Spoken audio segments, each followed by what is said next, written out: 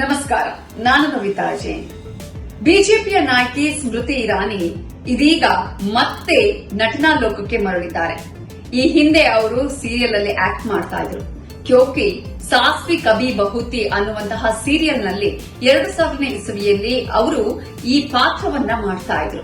ಇದೀಗ ಮತ್ತೆ ಸ್ಮೃತಿ ಇರಾನಿ ಅವರು ಕಿರುತೆರೆಗೆ ಮರಳಿದ್ದಾರೆ.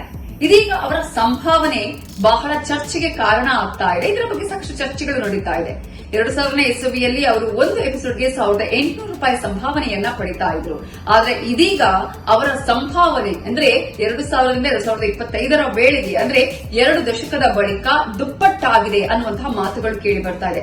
ದುಪ್ಪಟ್ಟು ಅನ್ನೋದಕ್ಕಿಂತ ಜಾಸ್ತಿಯಾಗಿ ಒಂದು ಎಪಿಸೋಡ್ಗೆ ಅವರು ₹14 ಲಕ್ಷ ಪಡಿತಾ ಇದ್ದಾರೆ ಅನ್ನುವ ಮಾತುಗಳು ಕೇಳಿ ಬರ್ತಾ ಇದೆ. ಇದು ಸಾಕಷ್ಟು ರೀತಿಯಾಗಿ ಚರ್ಚೆಗಳನ್ನ ಹುಟ್ಟುಹಾಕ್ತಿದೆ. ಗೊತ್ತಿಲ್ಲ, ಇದು ಇನ್ನೂ ಕೂಡ ಅಧಿಕೃತವಾಗಿ ಆಗಿಲ್ಲ.